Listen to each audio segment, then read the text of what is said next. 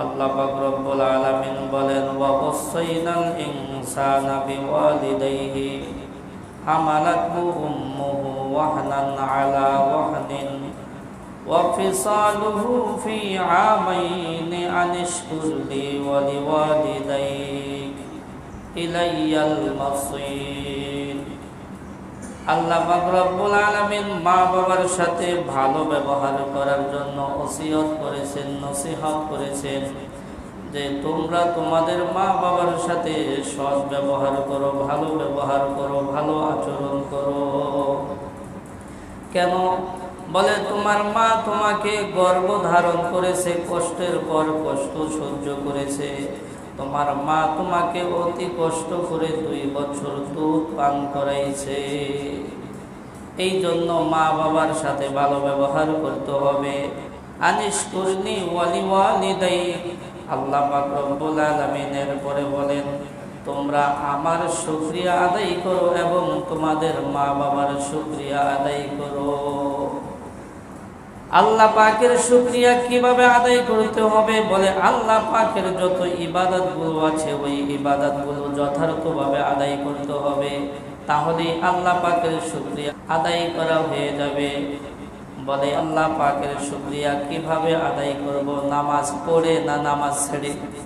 নামাজ পড়ে আল্লাহ পাকের শুকরিয়া আদায় করব। রোজা রেখে আল্লাহ পাকের শুকরিয়া আদায় করব। যাকাত দিয়ে আল্লাহ পাকের শুকরিয়া আদায় করব। হজ করে।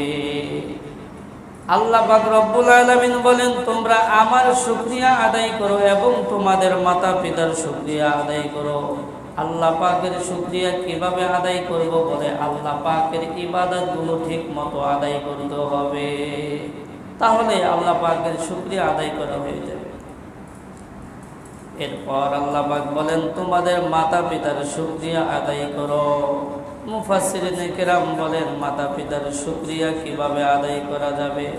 বলে মাতা পিতার থেকে দোয়া নিয়ে নিয়ে নিয়ে নিয়ে জীবন পরিচালনা করতে হবে। এটাই হলো শুকরিয়া। এটাই কি শুকরিয়া? মা বাবার থেকে দোয়া নিয়ে নিয়ে জীবন যাপন করতে হবে, বদদোয়া নেওয়া যাবে না। বলে মা বাবার থেকে বদদোয়া নেয়া যদি বাইতুল্লাহর ইমাম সাহেব হয় তাহলেও পার পাবে না। মসজিদে নববীর যদি খতিব সাহেব হয় তাহলে পার পাওয়া যাবে না। বড় বক্তা হইলেও কাম হবে না। মা বাবাকে কষ্ট দিয়ে কেউ নাজাত পাবে না, কেউ নাজাত পাবে না। মুহতারাম হাজিরিন, মা বাবা এমন একটা জিনিস, নিয়ামত, তারা ভালো দোয়া করলে কবুল হয়ে যায়, খারাপ দোয়া বদদোয়া করলেও কি কবুল হয়ে যায়। হাদিসের মধ্যে আছে 3 ব্যক্তি এমন রয়েছেন যাদের মাঝে এবং আল্লাহ তাআলার মাঝে কোনো পর্দা নাই। তারা যদি কিছু বলে ফেলেন আল্লাহ তাআলার সাথে সাথে কবুল করে ফেলেন। একজন হইল মুসাফির, যে সফররত অবস্থায় থাকে। এই ব্যক্তি আল্লাহ তাআলার কাছে কিছু চাইলে আল্লাহ তাআলা দিয়ে দেন।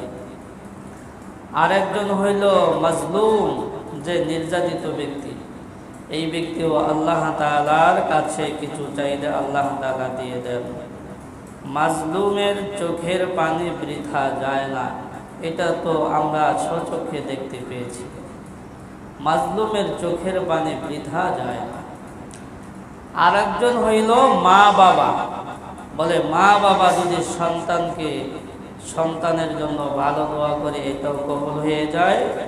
মা বাবা যদি সন্তানকে বদদোয়া দেয় সেটাও সাথে সাথে কবুল হয়ে যায়।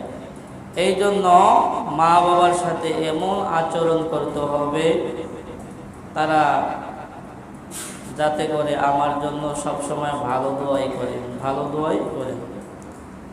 আল্লাহ পাক বলেন যে তোমার মা বাবা শব্দ করে এমন আচরণও করিও না।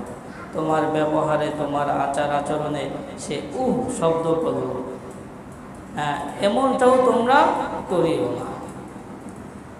মুহতারাম হাজিরিন, মা বাবা এমন এক নিয়ামত, এমন এক দৌলাত, যদি তারা ভালো দোয়া করে সেটাও কবুল হয়ে যায়, যদি তারা বদদোয়া করে সেটাও কবুল হয়ে যায়। কিতাবের মধ্যে অসংখ্য ঘটনা আসছে।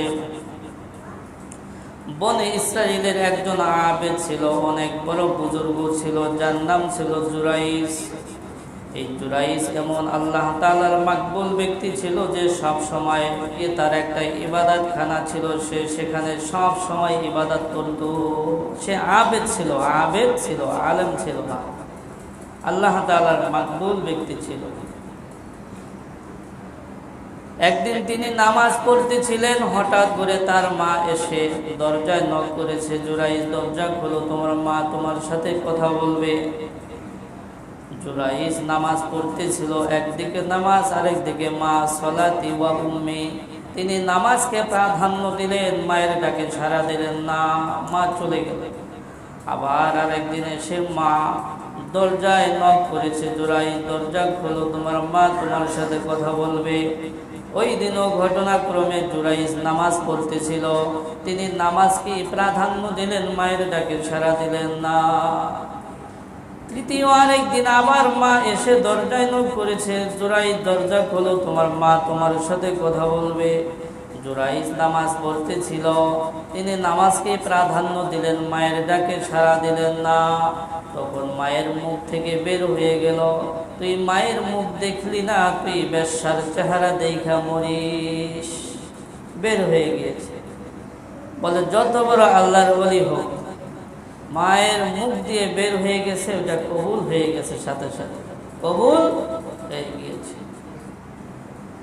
ওই এলাকায় একজন বেশ্যা নারী ছিল, যেই বেশ্যা নারী এক রাখালের সাথে কুকর্ম করেছিল, যার কারণে বেশ্যা নারী গর্ভবতী হয়ে গিয়েছে।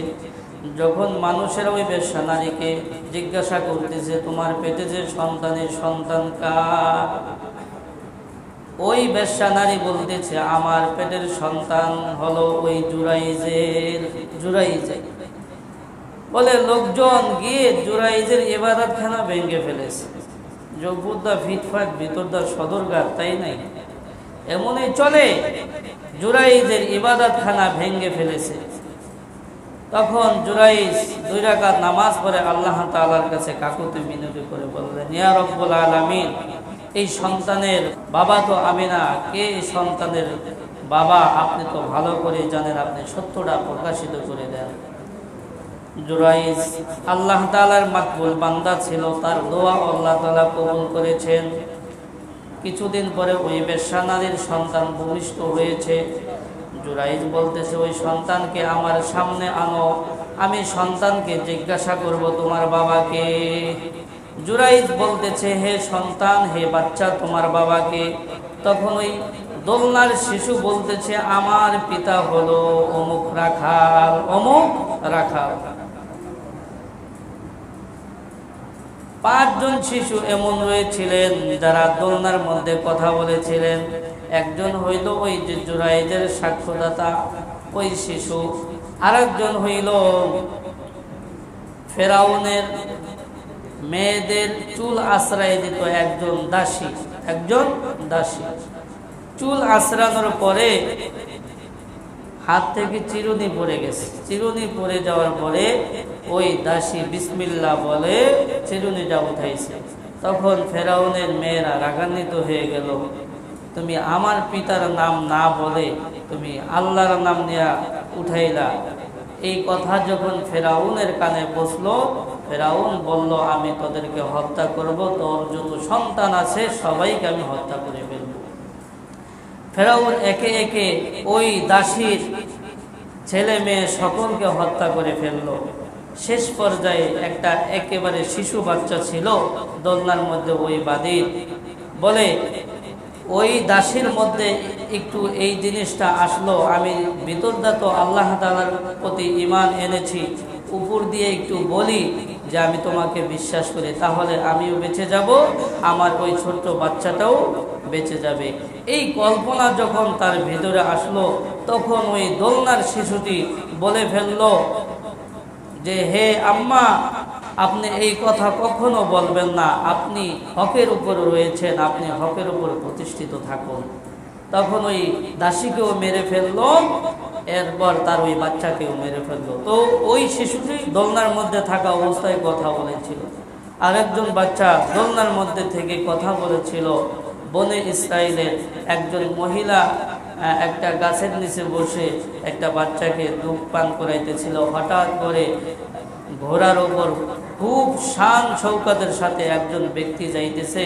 তখন ওই মা বলতেছে, আল্লাহ আমার সন্তানকে ওই ব্যক্তির মতো করে দেন। তখন ওই বাচ্চা বলতেছে, দোলনার মধ্যে যে ছোট্ট শিশুরা বলতেছে, আল্লাহ আমাকে ওই ব্যক্তির মতো করেন না। এর কিছুক্ষণ পরে একজন ব্যক্তি জীর্ণ শীর্ণ কাপড় চোপড় ছিঁড়া এমন একজন ব্যক্তি যাইতেছে। ওই মা বলতেছে, ইয়া রব্বুল আলামিন আমার সন্তানকে এই ব্যক্তির মতো করেন না।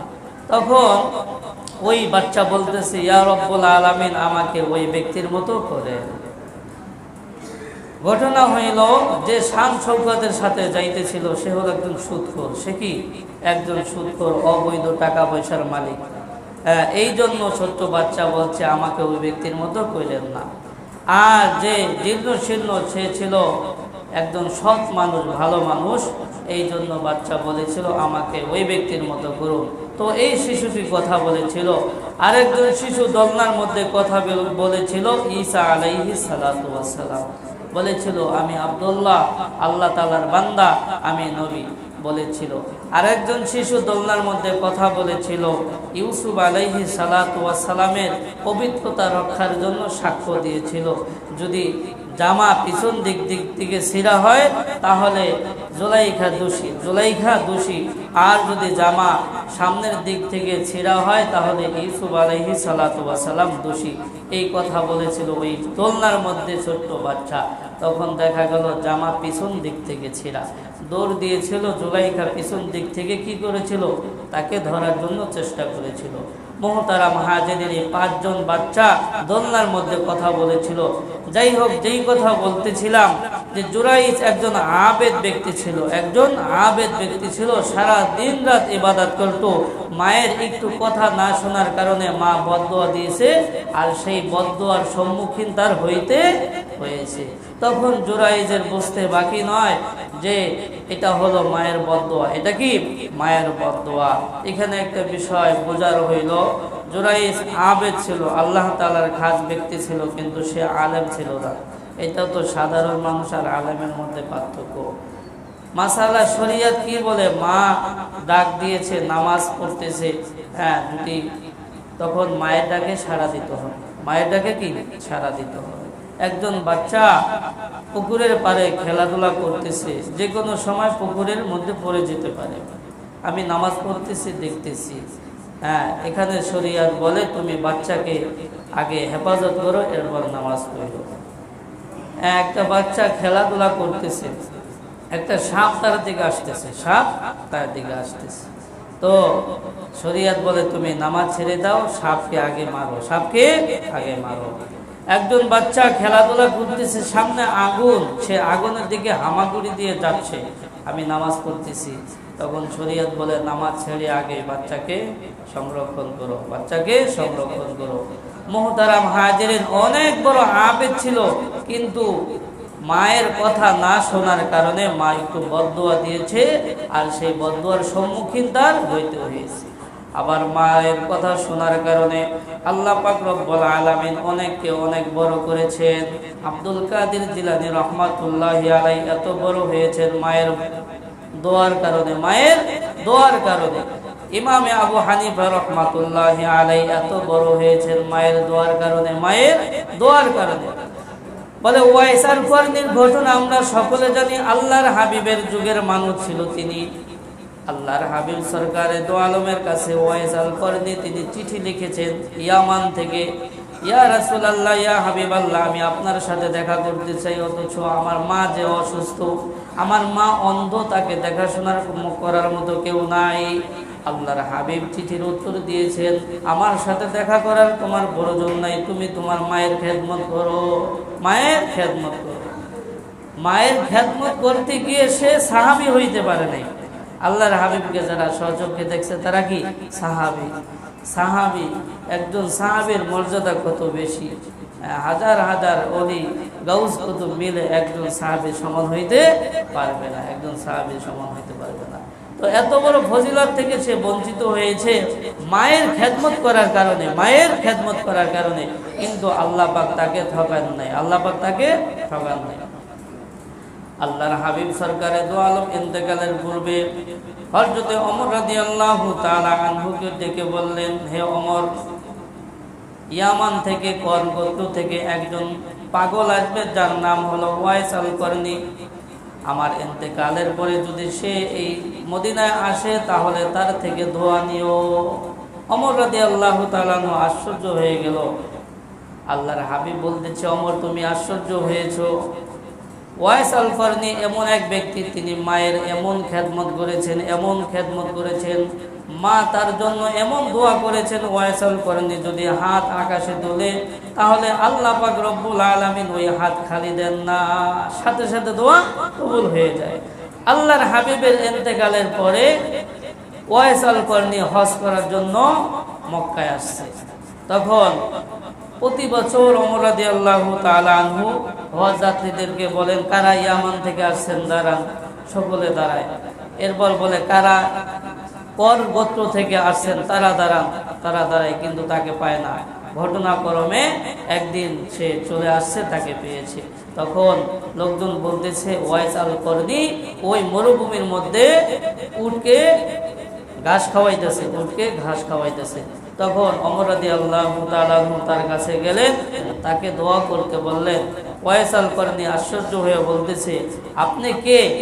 আপনি এসে আমাকে দোয়া করতে বলতেছেন, আমি দোয়া করব কেন? আপনার জন্য আমি দোয়া করব কেন? তখন ওমর রাদিয়াল্লাহু তাআলা আনহু নিজের পরিচয় দিলেন, আমি খলিফাতুল মুসলিমিন ওমর রাদিয়াল্লাহু তাআলা আনহু। এই কথা শোনার সাথে সাথে সে ভয়ে প্রকম্পিত হয়ে গেল। হায় হায়, এত বড় একজন সাহাবী আমাকে দোয়া করতে বলছেন, আর তার সাথে আমার বেয়াদবি হয়ে গেছে। তখন সে পায়ে ধরে মাপ চাইতে লাগলো। ওমর রাদিয়াল্লাহু তাআলা আনহু বললেন, তোমার মাপ চাওয়ার কোনো প্রয়োজন নাই, তুমি হাত তুলে আমার জন্য দোয়া করো। আল্লাহর হাবিব ইন্তেকালের পূর্বে বলে গিয়েছেন, ওয়াইস আল করনি মদিনায় আসবে, মক্কায় আসবে, তখন তুমি তার থেকে দোয়া নিও, কারণ সে মায়ের এমন খেদমত করেছেন, এমন খেদমত করেছেন। ওয়াইস আল করনি যদি হাত আকাশে তুলে তাহলে আল্লাহ পাক রব্বুল আলামিন তার হাত খালি দেন না, তাই তুমি দোয়া করো। তখন তিনি দোয়া করলেন।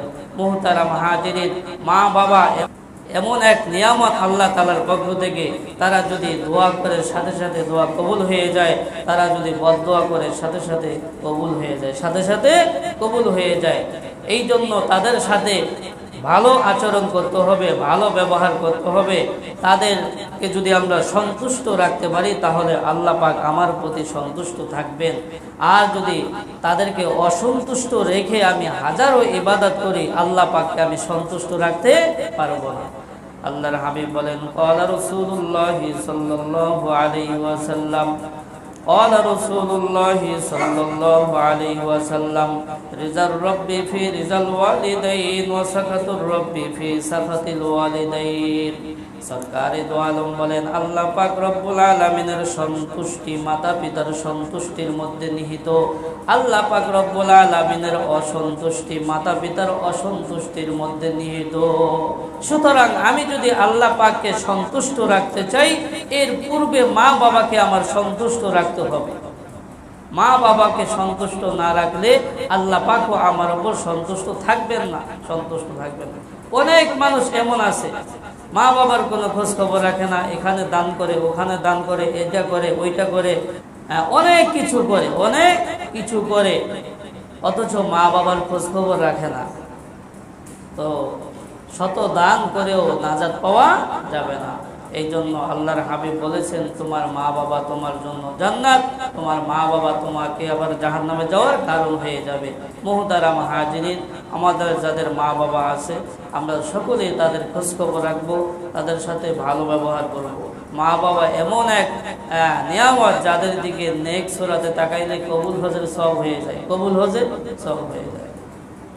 নেক্সট সূরাতে তাকানো মানে কি শুধু তাকাই থাকবেন বিষয়টা এমন, তাদের জরুরত মিটাইবেন, তাদের কি লাগবে ওটাকে পূরণ করতে হবে, জরুরত পূরণ করতে হবে, এটাই নেক্সট সূরাতে তাকানো। দূরে থাইকাও কি এটা করা যায়, দূরে থাইকাও কি এটা করা যায়। আল্লাহ পাক রব্বুল আলামিন আমাদেরকে তৌফিক দান করুন। ওয়া আখিরু দাওয়ানা আলহামদুলিল্লাহি রাব্বিল আলামিন।